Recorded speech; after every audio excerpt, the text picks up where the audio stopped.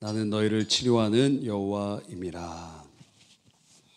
하나님께서 우리 모두에게 그러한 치유의 은혜를 주시기를 바랍니다. 우리 현대인들에게 참 많은 사람들이 이 기독교를 조롱하고 반대하고 심지어 적대시까지 합니다. 그래서 타락한 인간의 본성 중에 하나는 이 지정의가 타락했기 때문에 지성적으로 하나님의 말씀과 하나님과 하나님의 섭리를 불신하고, 정적으로 어떻게 돼요? 어떻게 하죠? 하나님에 대해서 무관심하거나 아니면 적극적으로 혐오하거나, 의지적으로는 불순종합니다. 그래서 이 타락한 인간의 본성은 하나님을 거역하게 돼 있어요. 하나님을 반대하게 돼 있어요. 하나님을 대적하게 돼 있어요. 아니면 하나님에 대해서 무관심하게 돼 있어요. 그러니까 무신론자들이 무신론자들의 가장 대표적인 세력이 무엇이었습니까? 역사상 공산주의자들이 무신론의 핵심이잖아요. 그래서 인간 중심으로 인간의 유토피아를 세우자고 하는 것이 계몽주의의 사생아로서의 공산주의 아닙니까? 그러니까 그들은 인간의 힘으로, 인간의 능력으로, 인간의 어떤 것으로, 그래서 뭐 하죠? 유토피아 낙원을 건설하겠다는 거예요. 서로가 다 평등하고 함께 잘 살 수 있는 그런 곳을 만들자고 하는 것입니다. 근데 그들은 인간 존재의 타락성을 인지하지 못했기 때문에 결국 무너지게 된 것입니다. 인류 역사가 반복된다 그러죠. 데카르트라는 사람은 방법소설에서 역사에 대해서 굉장히 비판적으로 얘기했습니다. 왜? 똑같은 역사는 반복되는 일이 없다. 각각 상황에 따라서 다른 상황들이 계속되기 때문에 그렇다. 그럼에도 불구하고 역사학이 굉장히 뿌리를 내리고, 그리고 굉장한 인간에게 인사이트를 주는 이유는 인류의 역사 자체가 반복되는 역사라기보다 이 인류 역사를 진행하고 있는 인간들이 부패한 죄인이기 때문에 한쪽 방향의 경도성을 가지고 있기 때문에 그래요. 죄 쪽으로 간다 이거예요. 결국에는.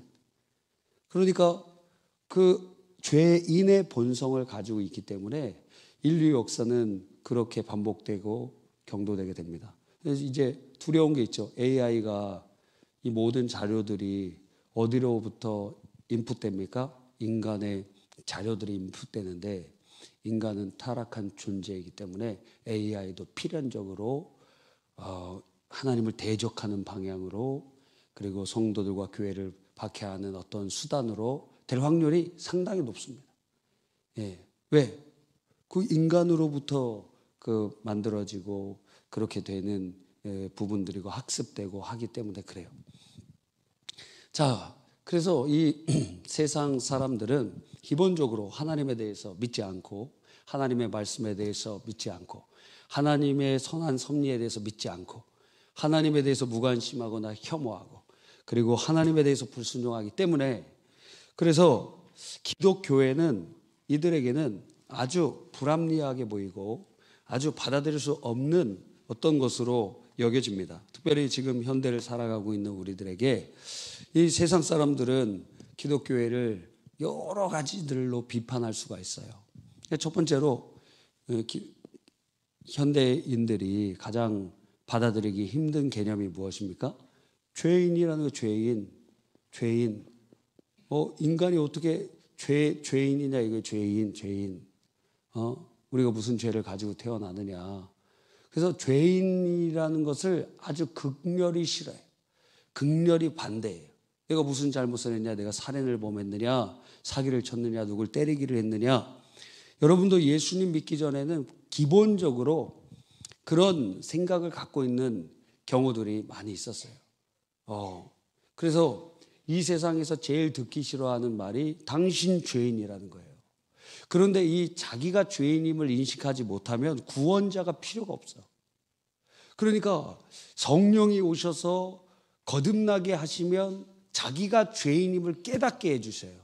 그래서 오직 내가 구원받으리는 예수 그리스도밖에 없어서 우리를 위하여 우리의 죄를 짊어지시고 십자가에 죽으시고 부활하신 예수 그리스도를 믿고 그 죄에서 벗어나게 되는 것입니다. 철로역정에 보면 한 사람이 천국까지 가는 여정을 보여주고 있는데 그 사람이 전도자를 통해서 성경책을 이렇게 받았어요.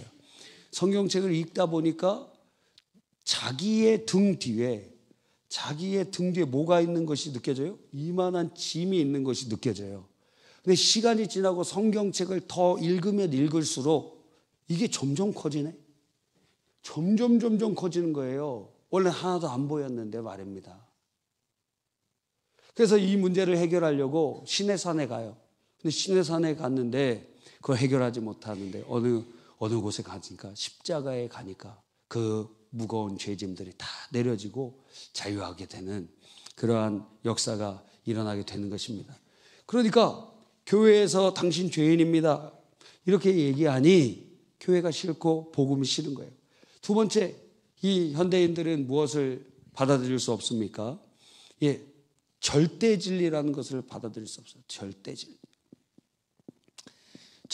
왜? 지금 우리는 포스트 모던적인 시대에 살고 있기 때문에 절대 진리가 아니고 상대적이고 다 그렇게 얘기를 하는 거예요. 근데 사실 이거는 종교적으로 설명하면은 다신론 시대로 간다고 봐도 큰 차이가 없습니다. 그러니까 포스트 모던적인 사고를 통해서 절대 진리를 거부하고 기존의 전통을 해체하고 좀 이따 말씀드리겠지만 하여튼 기독교회가 유일한 구원의 길, 유일한 절대 진리라고 얘기하기 때문에 이 시대에서 거부하는 거예요. 아니 이 종교를 믿어도 저 종교를 믿어도 결국 도착하는 것 천국에서만 만나면 되지 않느냐. 근데 성경은 천하 만민에게 구원 얻을 다른 이름을 주신 일이 없다 하셨고 예수님께서 말씀하시기를 내가 곧 길이요 진리요 생명이니 나로 말미암지 않고는 아버지께로 올 자가 없느니라 하셨으니 예수 그리스도는 또한 양의 문이 되셔서 나를 통하여 들어오지 않는 자는 절도요 강도라고 하신 것이. 그러니까 예수 그리스도만이 유일하신 구원의 길이라는 것을 싫어해요. 또 성경이 절대 진리라는 것 안 받아들여요. 그렇죠? 세 번째로 이 세상에서 지금 기독교회가 잘 받아들이지 않는 것은 여기서 아까 말한 구원의 유일성, 예수님만이 구원의 유일하신 분이시다. 이거 절대 진리는 성경의 절대적인 진리. 네 번째는 무엇이냐면 바로 은혜라는 거예요. 은혜라는 것을 받아들일 수가 없어요. 왜? 뿌린 대로 걷어야지. 죄인이면 죄인이 벌을 받아야지. 어떻게 죄인인데 예수님 믿는다고 그 죄를 용서해 주고 그게 공의로우냐 이거예요. 그게 합당하냐 이거예요. 아니 죄인은 죽어야지. 죄인은 감옥 가야지. 근데 죄인이 예수님 믿는다고 해서 그걸 죄를 다 용서해 주는 것은 그건 받아들일 수 없다는 거예요. 기본적으로 기브 앤 테이크의 마음을 가지고 있고 뿌린 대로 거둔다는 의식을 가지고 있고 그리고 그들에게는 이런 은혜 의식은 너무도 불합리한 것으로 받아지게 되는 거예요. 그렇죠? 근데 이제 자녀를 키워보면 알게 되죠. 그 자녀들에 대한 그 사랑을 보면 은혜가 뭔지 이제 알게 되는 거예요. 다섯 번째는 무엇입니까? 하나님께서 절대 주권자라는 것. 이게 받아들일 수 없어요. 왜? 내 인생의 주권자는 나니까. 그러니까 주님께서 나의 왕이 되시는 거 원치 않아요. 내 인생의 왕은 나지. 종교도 나를 위해서 존재하지. 내 행복이 가장 중요하지. 그러니까 내가 제일 중요한 거예요. 모든 세계는 나를 위하여 존재한다고 생각한다. 나. 그래서 어떤 이 불신자가 기독교를 조롱하는데 거기서는 막 어떤 목사님이 성도들을 막 책망하더라고요. 왜? 성도들이 자기 마음대로 산다고. 그랬더니 그 사람이 얘기하기를 나는 지금까지 이렇게 살아오고 공부하기를 내가 중요하고 내 뜻을 발견하고 내가 살아가고 내가 중심에 사는 것이 자주적인 삶이고 행복한 삶이라고 했는데, 교회는 그거를 부정하고, 그래서 어떻게 돼요? 결국에는 종교의 노예로 삼는다, 이렇게 얘기를 하는 거예요. 그래서 그 주체 사상이나 이런 것들을 이렇게 생각해 보면 어때요? 주체 사상의 핵심은 나 주체를 의미해. 주체적인 삶, 나 누구에게도 영향받지 않는다. 근데 그 과정 중에 그들을 영도해 줄 수 있는 수령이 필요하다. 그래서 아바이 수령 그 개념을 도입한 거예요. 근데 원래는 그거 있지 않고 인간 중심 철학에 입각해서 진행하는 거예요. 나. 내가 제일 중요하고, 내가 주체가 되고, 내가 왕이 되고, 결국 내가 하나님이 되는 거예요. 이게 창세기 3장에 있었던 인간 타락도 선악과를 먹으면 하나님처럼 지혜자가 될 거야. 하나님처럼 될 거야. 그러니까 내 인생에 하나님이 되고자 하는 거야. 그러니까 오직 주님 앞에 항복하고 순종하고 주님이 나의 왕이 되시고, 너무 어리석은 것 같고 그것은 받아들일 수 없는 거예요. 너무도 이거는 종교가 사람을 종으로 만드는 그러한 거예요. 그렇다고 생각을 하기 때문에 받아들일 수 없다는 거예요. 내가 제일 중요하다. 나.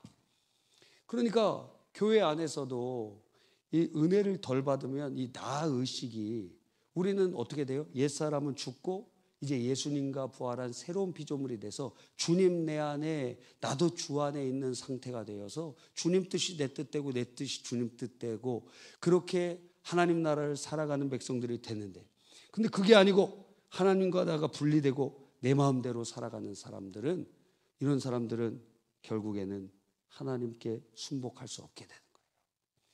이 세상 그렇습니다.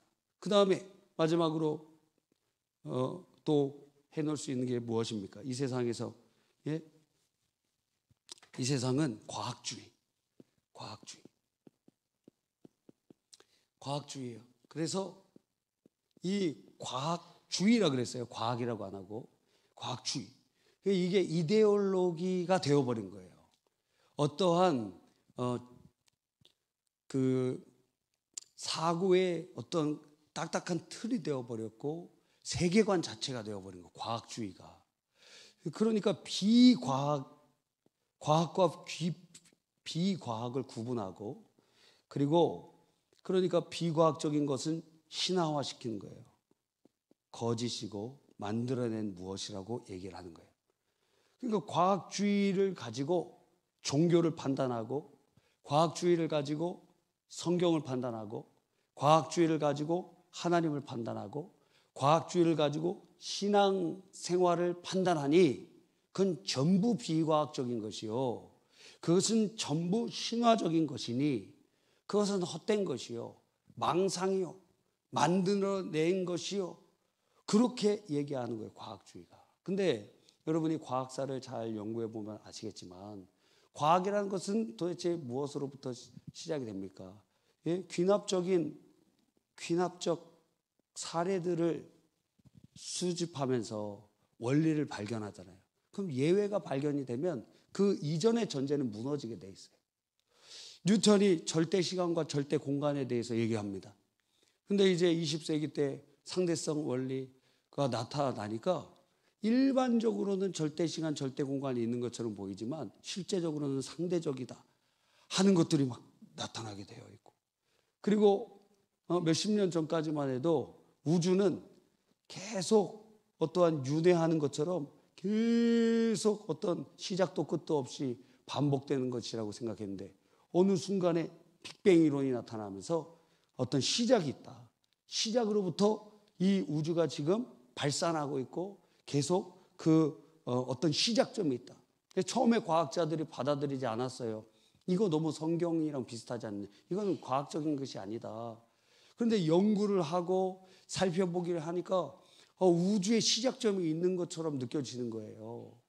그러니까 지금은 또 빅뱅 이론이 어떤 중심에 있습니다. 뭐 그거와 반대된 의견도 또 나오기도 하지만 말입니다. 이처럼 과학이라는 것도 시대에 따라서 계속 바뀌고 있다는 거예요. 그런데 지금 현재의 어떠한 과학적 사실을 가지고 그것을 기준을 삼고 그것의 교조주의적인 기준으로 성경을 판단하고 신앙을 판단하고 신앙생활을 정죄하는 거예요. 그것 자체가 이미 오류다는 것이죠.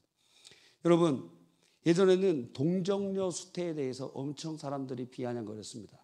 어떻게 동정녀가 남자를 알지 못하는 사람이 아기를 낳을 수가 있느냐? 남녀가 결혼을 해야 아기를 낳을 수 있는 것 아니냐? 지금은 남자 여자 결혼 안 해도 아기 낳을 수 있습니까? 없습니까? 지금 낳을 수 있어요. 지금 낳을 수 있어요. 여러 방법을 통해서. 그렇죠?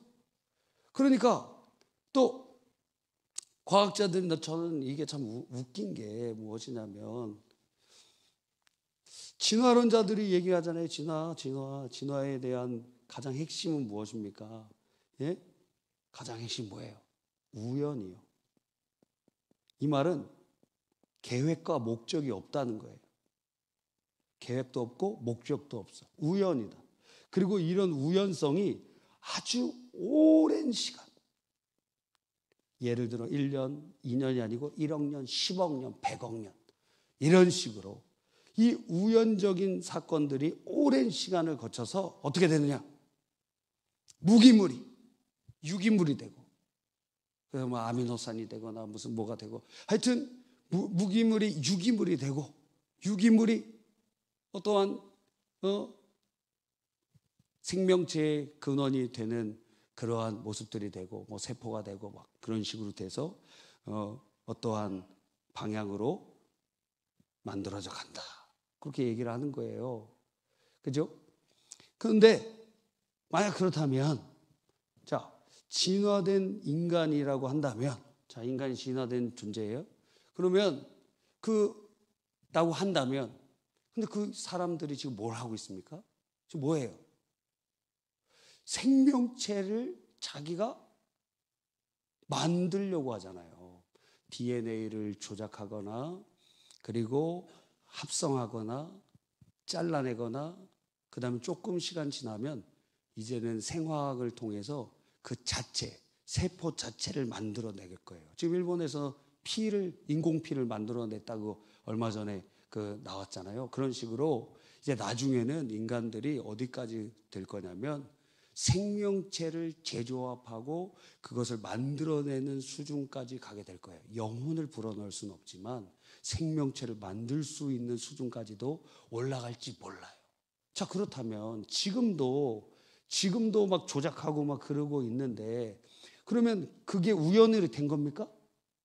새로운 종을 만들어냈어. 사람들이 막 조작을 해서. 물고기가 밤에 형광색으로 빛이 나요. 바퀴벌레가 원래는 빛이 안 나는데 밤에 반딧불처럼 빛이 나도록 조작해갖고 만들어냈어요. 그건 이제 그 형질이, 조작된 형질이 계속 유전자를 통해서 전승이 돼. 새로운 종을 만들어냈다고 하면 그 우연이 된 거예요? 인간의 어떠한 계획과 목적을 가지고 만들어낸 거예요. 그러니까 지금 진화를 역행하는 인간의 행위를 바라보면서, 자, 인간은 진화의 어떤 부분들을 완전히 초월할 수도 있고 혹은 더할 수도 있고 뭐 그런다고 한다면, 아니 인간의 그 개입을 인정한다고 한다면 하나님께서 모든 만물을 만드셨다는 것을 왜 인정하지 못하겠느냐 이거. 인간이 가능하다면, 하나님이 존재가 계시다는 것만 인정되면, 그걸 받아들일 수만 있다면 모든 만물이 주님이 창조하셨다는 것은 그건 당연히 믿어지지 않습니까? 이거는 꼭 생명체 얘기 안 해도 돼요. 여러분이 소설을 이렇게 쓰잖아요. 그러면 소설이나 드라마나 이런 것들을 씁니다. 자, 우리 공부하느라고 뭐 드라마도 못 보고 그러겠지만, 우리 은유는 뭐 최근에 감명 깊게 본 드라마나 영화 있어요? 선제와 꽃띠요? 그럼 뭡니까? 힘센 여자 도봉순? 예. 힘센 여자 도봉순. 자, 힘센 여자 도봉순을 작가가 그걸 막 적었습니다. 그러면 그 이전에는 그런 글이, 영화가 있었을까 없었을까? 없었죠. 그 작가를 통해서 만들어져서 한 세계가 그 영화 드라마 속에 만들어졌습니다. 그거는 우연적으로 만들어질 수 있어요? 그거는 막 10억 년을 기다리면 우연의 우연을 거듭해서 그러한 스토리와 이야기들이 만들어질 수 있을까? 그거는 반드시 누군가의 계획과 목적이 있어야 만들어진다. 인공의 세상이잖아요, 그건.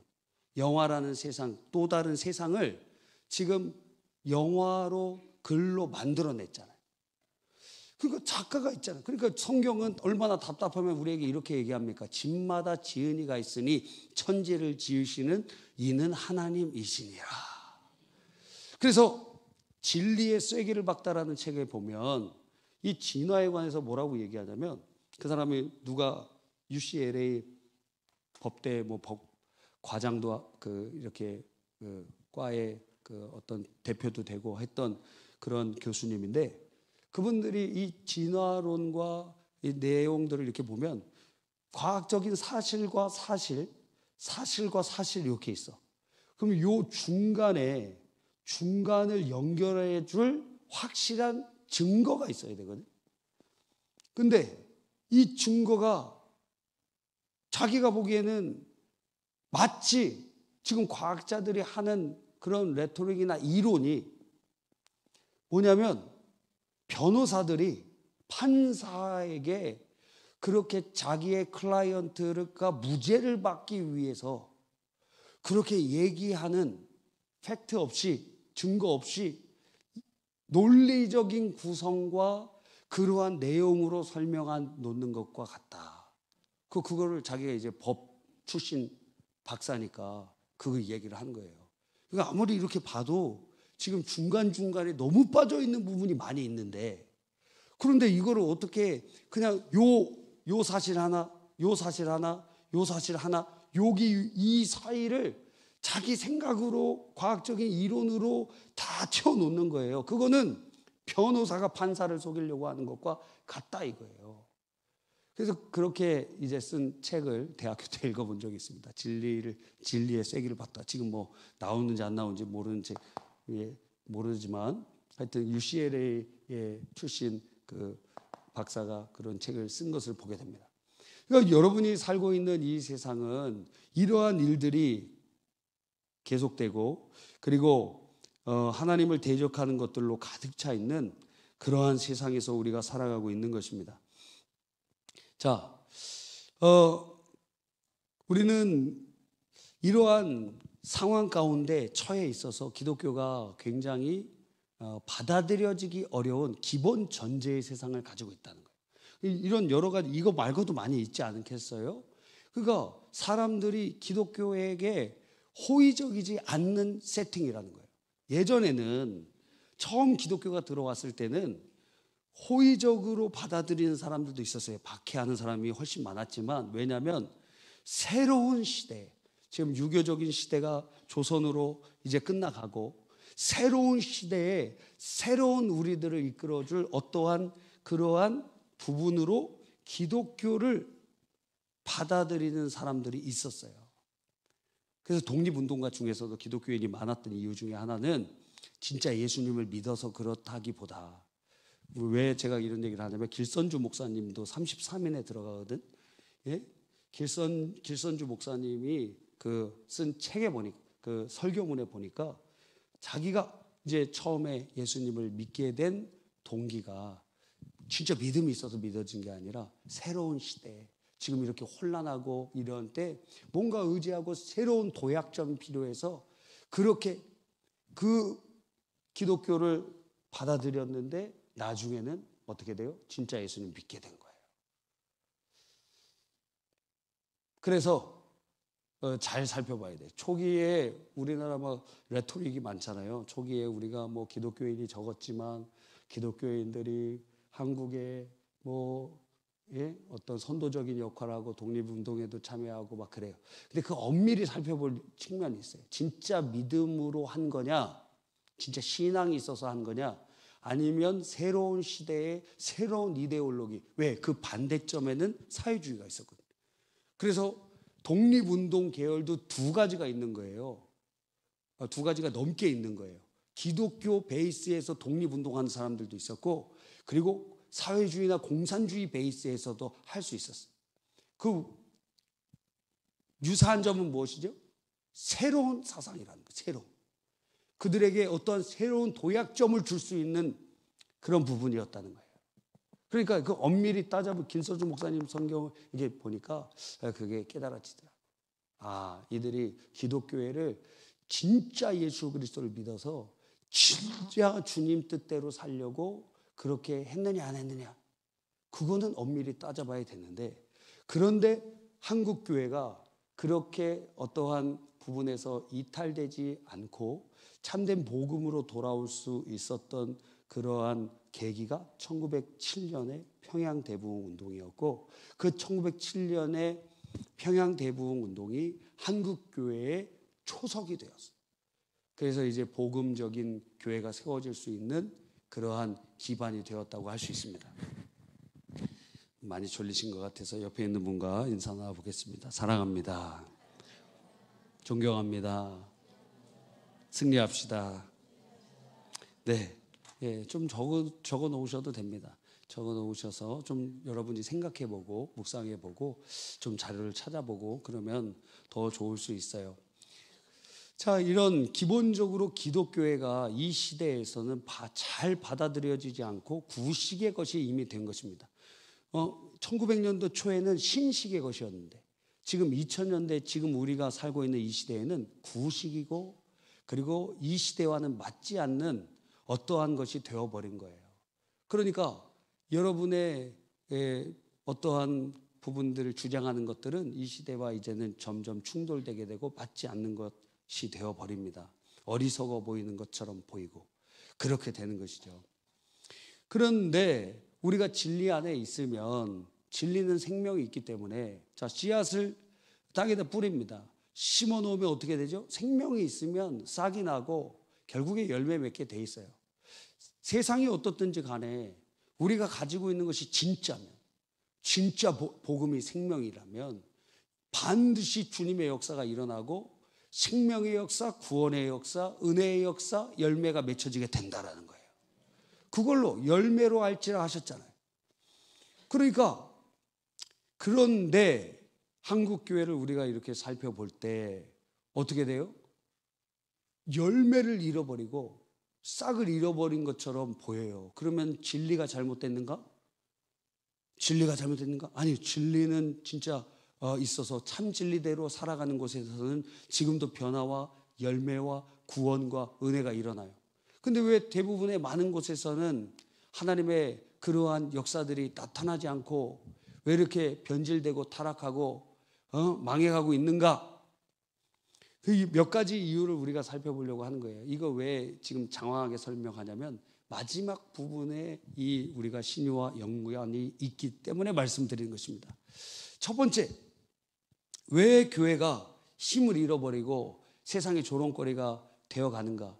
아까 말한 기본적인 그런 문화적인 배경이 반기독교적인 세상으로 지금 바뀌어 있고, 뿐만 아니라 교회 내적인 문제는 도대체 무엇인가? 첫째, 가장 큰 문제는 무엇이냐면 예수를 잃어버렸어요. 예수님.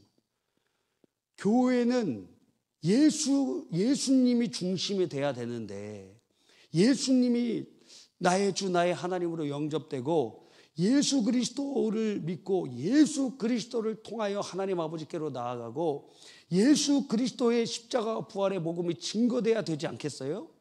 그런데 예수 그리스도가 사라지고 있다는 거예요, 교회에. 그래서 이 교회가 망할 것이냐 망하지 않을 것이냐, 이 목회자가 부패할 것이냐 부패하지 않을 것이냐는 설교만 들어봐도 돼요. 설교에 예수 그리스도의 십자가 부활의 복음이 들어가 있느냐, 예수 그리스도가 언급되고 있느냐, 예수님의 피의 공로가, 그 은혜가 증거되고 있느냐. 제가 어떤 목사님 설교 얘기했잖아요. 그 목사님 아주 탁월하게 설교도 잘하시고 그리고 청년 사역도 아주 잘해서 청년이 새벽 기도 때, 특별 새벽 기도 때 7,000명씩 모였어요. 우리나라 얘기예요. 그렇게 그랬는데 아주 탁월해. 이분은 설교도 아주 잘하고 정말 인사이트도 있고 대단한 분이. 그런데 한 몇백 편의 설교를 제가 들어봤거든요. 와, 대단하다. 근데 어느 날 문득 이분 설교에 예수님의 십자가의 보혈의 공로가 없어. 회개가 없어. 주 예수 그리스도의 중심적인 설교에서 이탈되어 있어. 그래서 이거 위험하다 했는데 6개월인가 1년 있다가 사임하게 되는 일이 딱 일어나더라고요. 그러니까 예수님을 잃어버린 교회는 다 잃어버린 거예요. 예수님이 있는 교회는 다 있는 교회예요. 로마서 8장에 보면 주께서 모든 것을 우리에게 아들을 아끼지 아니하시고 우리에게 다 주셨다 그랬잖아요. 아들을 주시면 다 주심이거든요. 아들 예수 그리스도가 없으면, 아들이 없으면 구원이 없다 그랬어요. 예수 그리스도가 없으면 생명이 없는 거예요. 그러니까 교회에서 하지 말아야 될 5가지 오무, 뭐라 그랬어요? 교회 이름 자랑하지 마라. 교회 이름. 교회 이름 자랑하면 그 교회 이름이 불명예스럽게 될 것이다. 예수님의 이름보다 교회 이름 자랑하면 안 돼요. 2번째, 교세. 우리 교회 몇 명 모여? 이런 거 자랑하지 말라 그랬죠. 하나님이 불어버리시면 다 날아가요.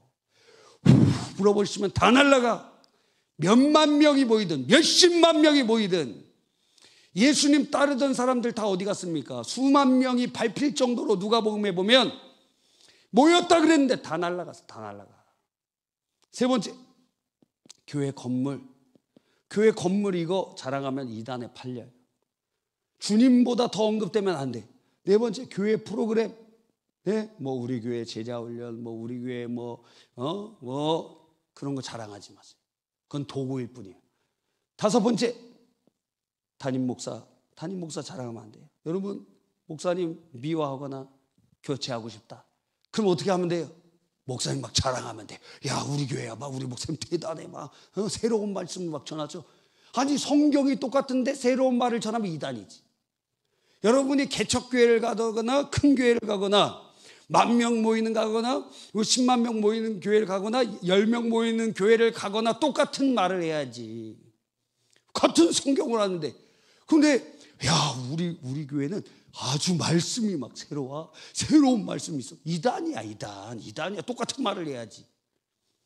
여러분, 착각하지 마세요. 그래서 그렇게 전도하는 데가 있더라고. 서울의 어떤 교회가. 우리 교회는 막 말씀이 다르다고. 이단이라고 얘기하는 거예요, 그게. 우리 교회는 말씀이 다르대. 그럼 이단이지, 그게. 똑같아야지. 성경대로 똑같아야 될 것 아니에요. 맞아요, 틀려요? 근데 그 속아 넘어가대. 똑같이 속아 넘어. 우리 교회는 말씀이 달라. 그래서 여러분이 전도할 때 막 그렇게 전도하면 우리 교회 목사님 이단이야 이렇게 전도하는 거랑 똑같다 이거예요. 그러면 주님께서 어떻게 해주세요? 주의 영광을 가리고 그냥 다 잘라버리신다 이거예요. 아니, 우리나라 교회들을 보라는 거예요. 예? 어떻게 됐나? 다 날라가요. 다 날라가. 예수님을 잃어버리면 다 잃어버린 것이다. 우리 신앙생활에도 예수 그리스도를 중심으로 신앙생활하지 않으면 전부 잃어버린 것이다. 그래서 우리들이 항상 어떻게 해야 돼요? 기도할 때도 예수님의 이름으로. 기도할 때, 안전하게 기도할 때 가르쳐 드리면은 주기도문으로 기도하고 또 사도신경. 자, 여러분이 죄를 회개하잖아요. 그럼 뭘로 회개합니까? 십계명 암송하면서 회개 기도하는 거예요. 나 외에는 다른 신을 내게 있게 말지니라. 주님, 제가 주님보다 더 생각하고 더 사랑한 것이 있었습니까? 하나님, 그게 있었다면 혹시 내가 내 가족을 혹은 내 자신을, 내 사업을 혹은 돈을 더 사랑한 것이 있었다면 주님 회개합니다. 용서해 주십시오. 그리고 우상 만들지 말고 거기에 절하지 말라. 하나님 내 마음속에 하나님을 성경에 계시되어 있는 하나님이 아니라 내가 원하는 하나님으로 내가 만들고 그리고 내가 편한 대로 신앙생활 하나님 말씀 변조해갖고 내가 좋은 말씀만 내가 받아들이고 그렇게 신앙생활 하고 있지는 않았습니까? 하나님 혹시 그렇다면 나를 용서해 주십시오. 주의 이름을 망령되이 일컬지는 않았습니까? 하나님의 뜻이 아닌데도 그렇게 하나님의 이름을 빙자하여 그렇게 말하거나 맹세하거나 이야기하거나 그렇게 하진 않았습니까? 하나님 용서해 주십시오. 그러면서 하나하나 여러분이 묵상하면서 회개하면서 기도하는 거예요. 또 사도신경을 암송하면서 사도신경의 핵심 코어가 예수님에 대해서잖아요. 그 예수 그리스도께 8가지 꼭 기억해야 되는 것을 기록해 놨잖아요. 그러니까 그걸 묵상하는 거예요. 아, 예수님 성육신 하셨지.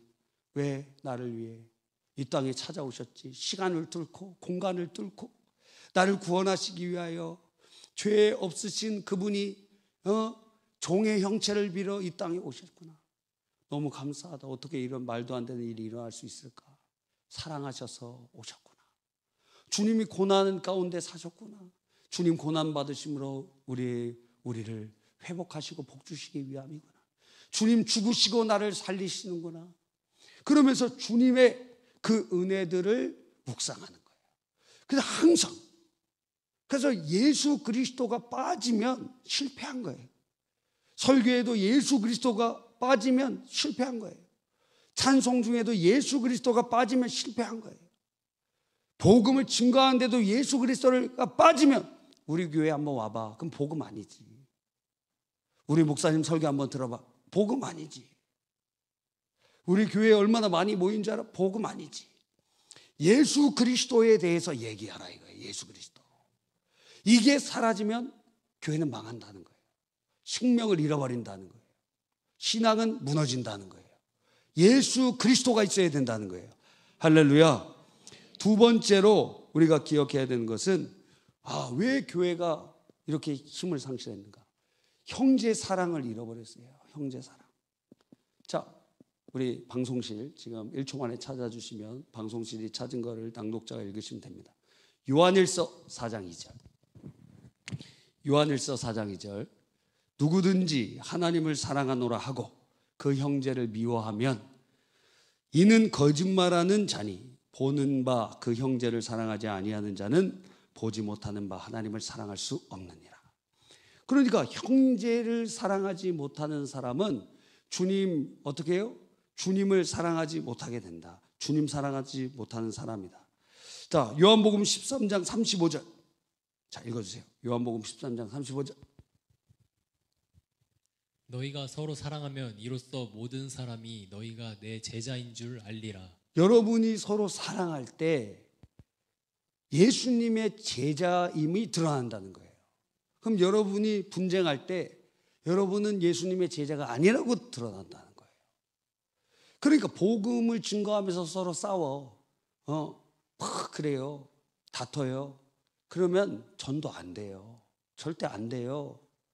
여러분 가족이 복음화되길 원하는데 집에 가갖고 누구 어떤 집사님, 어떤 권사님, 어떤 장로님 욕을 막 해. 그러면 가정 복음화는 안 된다고 봐야지. 명절에 모여갖고 교회 욕을 안 해? 그러면 그 가정 복음화는 안 된다고 봐야지. 왜? 형제를 사랑해야 우리가 예수님의 제자로 드러나니까. 또 찾아봅시다. 자, 베드로전서 4장 8절. 무엇보다도 시작. 무엇보다도 뜨겁게 서로 사랑할지니 사랑은 허다한 죄를 덮느니라. 네, 잠언 17장 9절. 허물을 덮어주는 자는 사랑을 구하는 자요, 그것을 거듭말하는 자는 친한 멋을 이간하는 자니라. 또 히브리서 13장 1절에 형제 사랑하기를 계속하고, 베드로후서 1장 7절에 경건의 형제 우애를, 형제 우애의 사랑을 더하라. 또 잠언 17장 17절에 한번 읽어주세요. 잠언 17장 17절. 친구는 사랑이 끊어지지 아니하고 형제는 위급한 때를 위하여 낳느니라. 그렇습니다. 형제는 위급한 때를 위하여 낳느니라. 우리가 예수 안에서 한 형제 자매가 되었는데, 자, 그 사람의 허물과 죄악만이 계속 드러난다. 그거는 사랑하는 건 아닙니다. 여러분이 성도들이 서로 사랑할 때, 원수 사랑은 나중이에요. 어디서부터 사랑하느냐? 형제, 같이 예수 믿는 사람들부터 사랑하라는 거예요. 그러면 제자됨에 전도가 저절로 된다는 거예요. 서로 사랑이 먼저의 순서가 있어. 형제 사랑이 먼저고, 여기서 말하는 형제는 예수 믿는 형제 자매들을 의미하는 거예요. 그 다음에는 우리 주위에 있는 이웃이고, 그 다음에는 원수 사랑인 거예요. 그러니까 여기서부터 안 되면 안 되는 거예요. 그러니까 여러분 안에 지금 마음에 걸리는 사람이 있고 미워하는 교우들이 있다면, 그렇다면은 여러분은 지금 예수의 제자로 살지 못하고 있는 거예요. 그러니까 매일매일 기도할 때마다 마음에 걸리는 사람이 한 명도 없어야 돼요. 다 용서해 줘야 돼요. 다 사랑해 줘야 돼요. 할렐루야. 아멘입니까? 교회에 오면은 시험 들 일이 상당히 많이 있습니다. 네? 열심히 하려고 그러면 더 시험이 많아요. 어떻게 해야 돼요? 허물은 덮어주고 부족하면 기도해주고 사랑하되 끝까지 사랑하는 그런 역사들이 일어나야 됩니다. 세 번째는 왜 교회가 이렇게 지탄을 받고 길가에 뿌려진 소금처럼 밟히게 되느냐? 세 번째는 거룩을 상실했기 때문에. 거룩을 잃어버렸어요. 그 거룩함을 잃어버리면 하나님이 쓰실 수가 없어요. 찾아봅시다. 디모데후서 2장 20절. 디모데후서 2장 20절 읽어주세요. 큰 집에는 금 그릇과 은 그릇뿐 아니라 나무 그릇과 질 그릇도 있어 귀하게 쓰는 것도 있고 천하게 쓰는 것도 있나니. 자, 주님의 집에는 금 그릇, 은 그릇 모든 것이 다 있다. 그죠? 그런데 그릇이 더러우면 쓸 수가 없습니다. 그래서 요한일서 3장 3절에 보면 주를 향하여 이 소망을 가진 자마다 그의 깨끗하심 같이 자기를 깨끗하게 하느니라. 그래서 깨끗하지 않으면 주님께 쓰임 받을 수 없어요. 소금이 맛을 잃으면 길가에 뿌려져 밟힐 뿐인 것입니다. 우리의 삶도 그렇게 되는 것이죠. 예. 또 네 번째는 무엇이냐면 한 몸됨을 잃어버리는 거예요. 한 몸됨을 잃어버리는 거예요. 한 몸. 우리가 예수 안에서 교회가 하나인데 신앙생활을 개교회주의로 하고 신앙생활 교회 안에서도 나 혼자만 신앙생활하는 거예요. 그것 자체가 무엇을 의미하느냐? 주님의 뜻에서 이탈되는 거예요. 그리고 교회 오는데 소그룹 모임 만들고 그리고 셀 모임 안 하고 구역 모임 많아요. 그냥 대예배만 드려. 그거 하나님의 뜻을 거역하는 것이에요. 한 몸됨을 거역하는 것이에요. 그리고 우리 교회만 잘 되면 돼. 우리 교회만 부흥하면 돼. 그럼 옆에 있는 교회는 하나 된 교회 아닙니까? 하나의 교회로 지어져 가는 것입니다. 할렐루야. 요한복음 17장 22절로 23절 읽어주세요. 내게 주신 영광을 내가 그들에게 주었사오니 이는 우리가 하나가 된 것 같이 그들도 하나가 되게 하려 함이니이다. 곧 내가 그들 안에 있고 아버지께서 내 안에 계시어 그들로 온전함을 이루어 하나가 되게 하려 함은 아버지께서 나를 보내신 것과 또 나를 사랑하신 같이 그들도 사랑하신 것을 세상으로 알게 하려 함이로소이다. 네, 또 에베소서 1장 3절, 에베소서 2장 22절 마이크 끄지 마세요. 그 읽어주세요. 에베소서 1장 3절 시작. 자, 찬송하리로다 하나님 곧 우리 주 예수 그리스도의 아버지께서 그리스도 안에서 하늘에 속한 모든 신령한 복을 우리에게 주시되. 지금 저 구절이 아니고 평안에 매는 줄로 성령이 하나 되게 하신 것을 힘써 지켜라. 또 에베소서 2장 22절. 너희도 성령 안에서 하나님이 거하실 처소가 되기 위하여 그리스도 예수 안에서 함께 지어져 가느니라. 그러니까 나 혼자만 신앙생활 한다고 하는 사람, 우리 교회만 신앙생활 한다고 하는 사람 전부 잘못됐어요. 왜?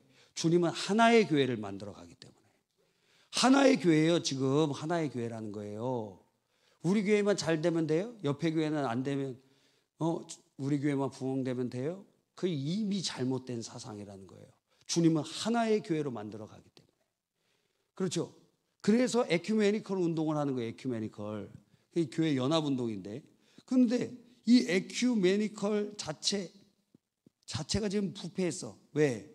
에큐메니컬 운동 대표적으로 WCC 교회 협의회인데 전 세계 교회 협의회인데 에큐메니컬 자체가 한 몸됨을 이루는 방향으로 나아가는 것 그 방향성은 옳은데 문제는 무엇이냐면 예수님을 통해서 하나로 나가야 될 거 아니에요. 근데 예수님 없이 하나가 되면 그게 무엇이에요? 이게 뭐예요? 이게 바로 이단이 되고 종교 다원주의가 되는 거예요. 망하는 거예요. 그래서 이게 지금 우리가 받아들일 수 없는 부분들이 있는 거예요. 분명히 주님께서는 한 몸됨을 유지하고 하나의 교회로 만들어져 갔는데, 그래서 우리 교회만 잘 되는 게 아니라 다른 교회도 돕고, 왜 우리가 주문진 10개 교회랑 연계합니까? 왜 해요? 왜 그렇게 해요? 힘도 들고 피곤도 하고 재정도 뭐 수천만 원이 들고, 그럼 많은 일들을 도대체 왜 하느냐 이거예요. 그게 하나님이 원하시는 것이고, 그렇게 하나됨이 이루어지지 않으면 그것 자체가 하나님의 영광을 가리는 일이 되기 때문에 그래요. 다섯 번째는 신앙과 삶의 일치를 상실했기 때문에 그래요. 로마서 12장 1절 읽어주세요. 신앙과 삶의 일치. 자, 읽어주세요. 그러므로 형제들아, 내가 하나님의 모든 자비하심으로 너희를 권하노니 너희 몸을 하나님이 기뻐하시는 거룩한 산 제물로 드리라. 이는 너희가 드릴 영적 예배니라. 네, 그러니까 우리가 예수 그리스도를 믿는 교회에서 신앙생활을 하는 것과 삶 속에서 일치가 되지 않으면 그것 자체가 하나님의 영광을 가리고, 그리고 세상 가운데 조롱거리가 되는 일이 된다는 거예요. 그렇죠? 그래서 이 대표적인 것이 자녀들을 하나님의 말씀대로 양육하되 잘해야 됩니다. 그게 첫 번째예요. 신앙과 삶이 어디서부터 증명되느냐? 가장 가까운 사이에서부터, 가정에서부터 되거든요. 근데 신앙이 좋은 부모들이 가장 실수할 수 있는 것이 무엇이냐면, 이 부모가 교조주의자가 되어서 탈레반이 되는 거예요. 그 어떤 국회의원이 이번에 인권위원장 보니까 당신 기독교 탈레반 이렇게 아니냐고 얘기를 하더라고요. 근데 부모가 기독교 탈레반이 되는 경우가 있어요. 그래서 교회 안 나가면 밥도 안 줘, 용돈도 안 줘, 막 기도 안 하고 밥 먹으면 밥 뺏어버리고 막, 그러는 부모님이 있다는 거예요. 우리 찬송이, 너 교회 안 나가고 싶을 때도 있지 않았어요? 나는 교회 맨날 나가고 싶었어요? 아니면 좀 쉬고 싶다 그럴 때도 있었어요?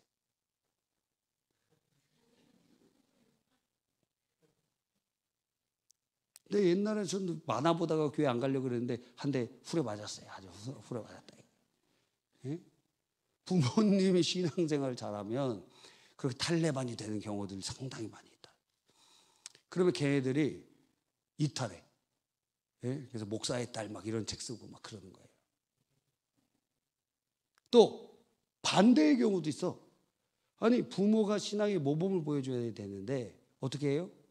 그냥 너 고3이니까 1년은 교회 좀 쉬어라. 용납이 안 돼. 나는 그런 사람은 성도라고 보질 않아요. 예. 왜? 그 대학교 우상을 숭배하는 우상 숭배자니까.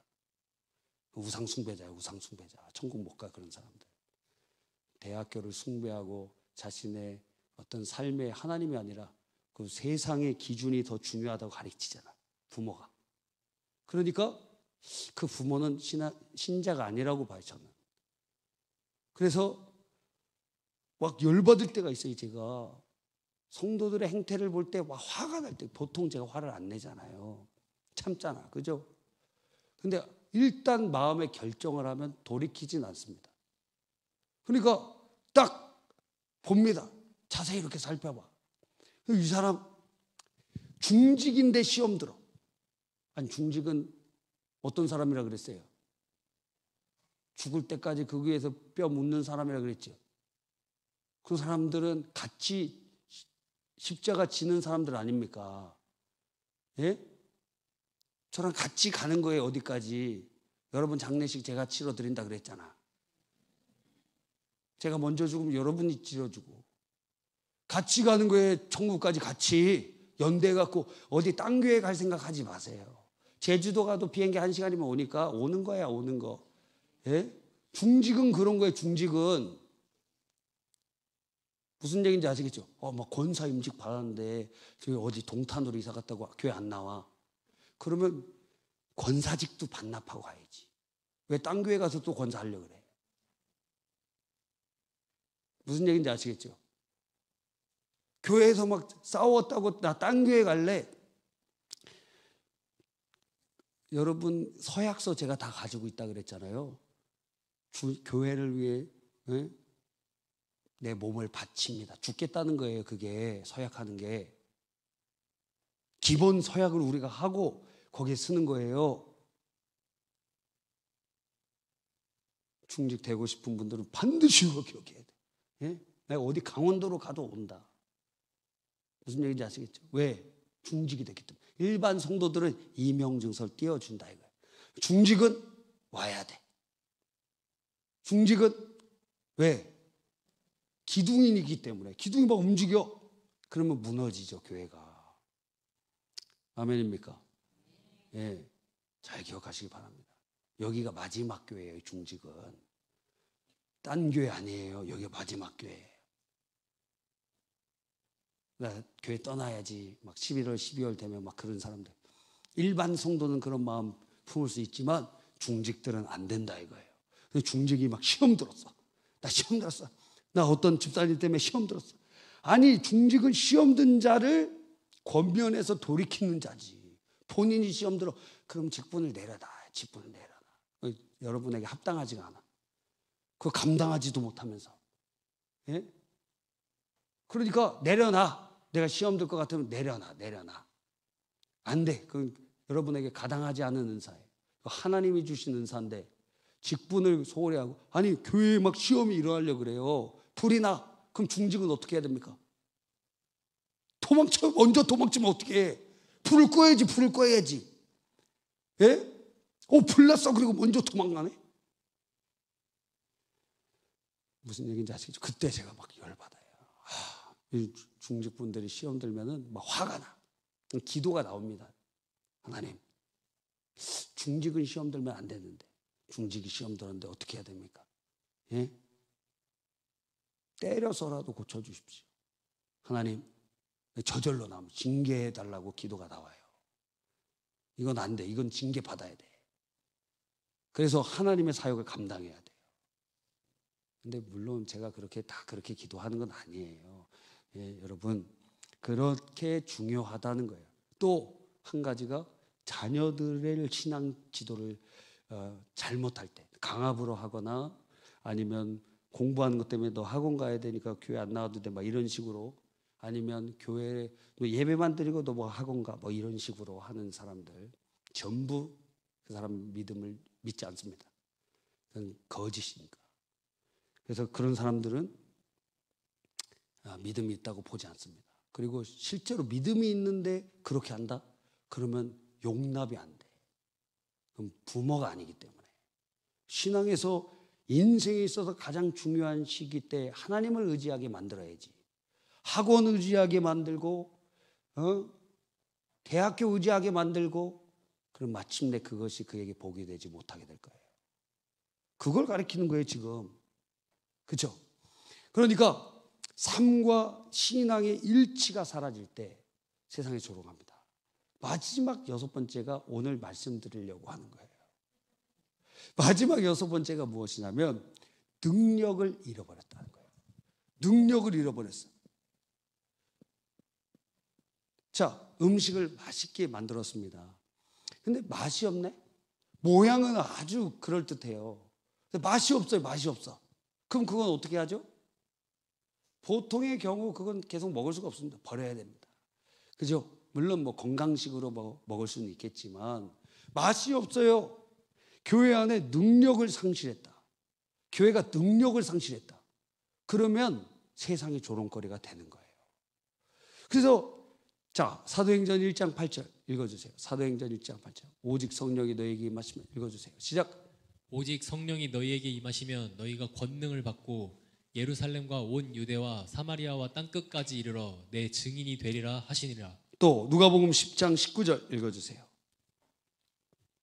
누가복음 10장 19절 시작. 내가 너희에게 뱀과 전갈을 밟으며 원수의 모든 능력을 제어할 권능을 주었으니 너희를 해칠 자가 결코 없으리라. 마가복음 16장 17절로 18절. 믿는 자들에게는 시작. 믿는 자들에게는 이런 표적이 따르리니 곧 그들이 내 이름으로 귀신을 쫓아내며 새 방언을 말하며 뱀을 집어올리며 무슨 독을 마실지라도 해를 받지 아니하며 병든 사람에게 손을 얹은즉 나으리라 하시더라. 아멘. 그러니까 주님께서는 반드시 복음이 증거되고, 그리고 기독교에 무엇을 주셨냐면 능력을 주셨다는 거예요. 근데 능력을 상실해 버렸어요. 그러니까 하나님이 교회를 통해 이루고자 하시는 목적이 성취되지 않는 거예요. 그 능력을 잃어버리니 무엇으로 하느냐, 교회가? 인본주의로 하는 거예요, 인본주의.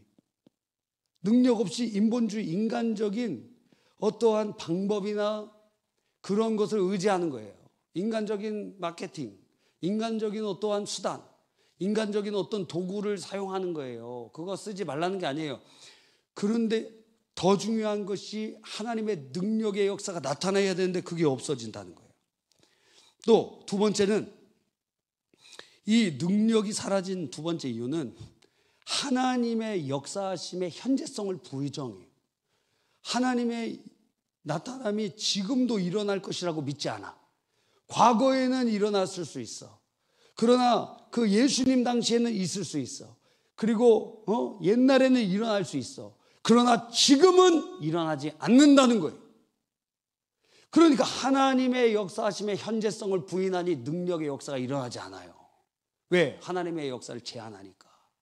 하나님이 인격적이시기 때문에 그분을 인정할 때 주님께서 역사하시거든요. 세 번째는 우리 안에 영지주의적인 이원론이 사로잡아 있어요. 영지주의가 구원파만 영지주의가 있는 게 아니에요. 능력에도 영지주의가 있는데, 그건 무엇이냐면 천국이나 그런 곳에만 하나님의 놀라운 아름다움이 있고 이 세상에서는 우리는 고난을 당해야 된다라는 식의 이원론적인 생각을 가지고 있다는 거예요.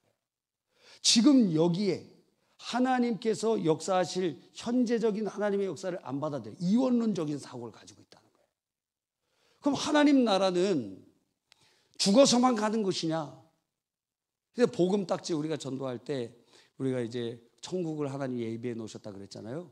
이거 미래에 대한 하나님의 나라인데, 하나님의 나라는 미래에만 있는 게 아니고 지금 여기에 우리의 심령 가운데서부터 시작되거든요. 그리고 그 증거 중에 하나가 무엇이에요? 치유의 역사가 일어나는 것이거든요. 우리 안에 평강이 임하는 것이거든요. 성령의 역사가 나타나는 것이거든요. 그런데 이원론적이에요. 그래서 이 땅에서는 고난받고 그리고 천국에서는 행복하고, 이게 지금 신앙생활을 잘한다고 생각하는데 영지주의적인 이원론적인 사고에 빠져 있는 거예요. 지금 여기에 주께서 예수의 이름으로 일으키실 역사들을 바라지도 않아요. 그 다음에 왜 능력을 상실했습니까? 그 중에 하나가 참된 신앙이 아니라 종교화된, 화석화된 그러한 종교적인 신앙을 가지고 있기 때문에, 복음이 실제가 아니고 종교가 돼버려. 종교 생활하는 거예요. 그러므로 우리들 안에 이러한 일들이 일어나면 하나님의 역사가 일어나지 않아요. 그래서 우리 안에 지금 우리들이 이 치유하시는 하나님이라는 제목을 가지고 배우는 이유는 크게 두 가지라 그랬잖아요.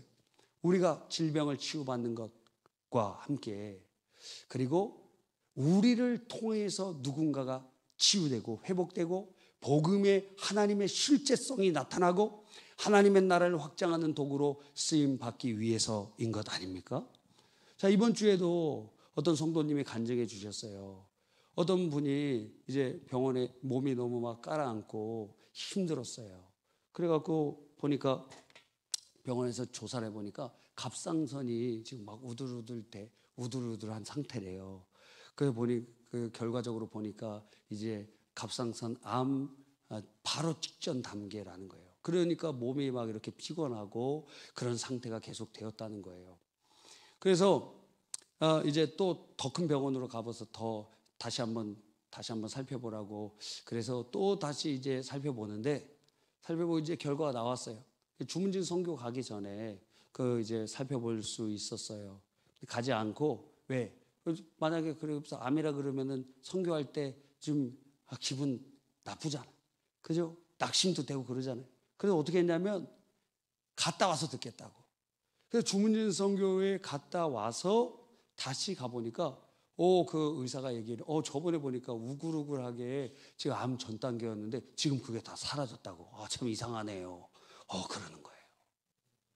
그러니까 하나님께서 역사하시니까 하나님의 일하심이 지금도 일하고 계시다는 거예요. 하나님 지금도 여러분을 고쳐주시기 원하세요. 이미 십자가에서 대가 지불하셨어요. 믿음으로 우리가 그것을 취하면 되는 것이에요. 그런데 수많은 믿지 않는 이유들로 인본주의적으로 그리고 영지주의적인 이원론으로 하나님의 능력의 실제성을 현재성을 부인함으로 기타 여러 가지 이유들을 통하여 하나님의 역사를 제한하고 있다라는 거예요. 그래서 그분의 일이 우리 안에 일어나지 않고 있다는 것입니다. 하나님은 여러분이 괴로워서 막 고통스러워서 병원에 가서 막 헛구역질하고 막 수술하고 막 괴로워하고 그런 것을 절대 원하시는 분이 아니세요. 만약 그런 것을 원하셨다면 일반 은총적인 방법도 다 무효가 되게 하셨을 거예요. 이 말은 무엇이냐면 의사나 약사가 처해주는 수술이나 약들도 전혀 효과가 없게 만들어 주셨을 거예요. 그러나 하나님께서는 여러분이 고침받고 치유되는 것을 원하셨기 때문에 일반 은총적으로 믿는 자나 믿지 않는 자나 수술하고 약 먹으면 나을 수 있는 은혜를 허락해 주셨을 뿐만 아니라 예수 안에서 여러분이 치유되고 회복되기를 원하고 계신다는 거예요. 그러니까 우리들이 무엇을 잃어버렸느냐? 능력을 잃어버렸다 이거예요. 마치 삼손이 머리카락 잘린 것처럼. 말로 하는 거 아니에요. 하나님 나라는 말을 있지 아니하고 성령의 능력이 있다 그랬습니다. 우리가 이번 인도 선교할 때 뭐 합니까? 마이 스토리 간증하고 그 다음에 지저스 스토리 예수 그리스도에 대해서 증거하고 그렇게 나아가는 것 아닙니까? 이 우리의 삶의 간증이 도대체 무엇입니까? 주님이 나를 구원해 주신 그 주님이 만나 주신 그 역사들, 지금도 주님이 살아계셔서 역사하고 계시잖아요. 이제 여러분을 통하여 일하실 것입니다. 여러분을 통하여 하나님의 기적이 나타나게 될 것입니다. 여러분을 통하여 하나님의 놀라운 능력이 나타나게 될 것입니다. 이곳에 있는 여러분 모두가 하나님의 기적의 통로로 삼아 하나님께서 써주실 것입니다. 믿는 자에게 이런 표적이 따르리니 병든 자에게 손을 얹은 즉 나으리라. 누가? 우리들이 그렇게 쓰임받게 될 것입니다. 지난주에 말씀드렸잖아요. 하나님은 우리를 증인으로 부르실 뿐만 아니라 치유자로 부르셨다. 우리는 예수 안에서 치유자로 부름을 받았고 치유자로 세움을 받았고 예수 그리스도의 그 권세 있는 이름을 통하여 예수님의 십자가의 은혜를 통하여 우리를 통하여 하나님의 역사들이 일어나게 될 줄 믿는 것입니다. 여러분, 그러니까 그 시작점이 어디서부터 시작되느냐? 여러분을 고쳐주실 것입니다. 하나님께서 여러분을 치유해 주실 것입니다. 하나님께서 회복해 주실 것입니다. 그리고 여러분을 통하여 하나님 살아계심과 그분의 사랑과 현재적으로 하나님이 역사하시는 하나님 나라의 권세가 나타나며 복음 전도의 문이 열리고 생명의 역사가 열리고 하나님의 영광이 드러나게 될 줄 믿는 것입니다.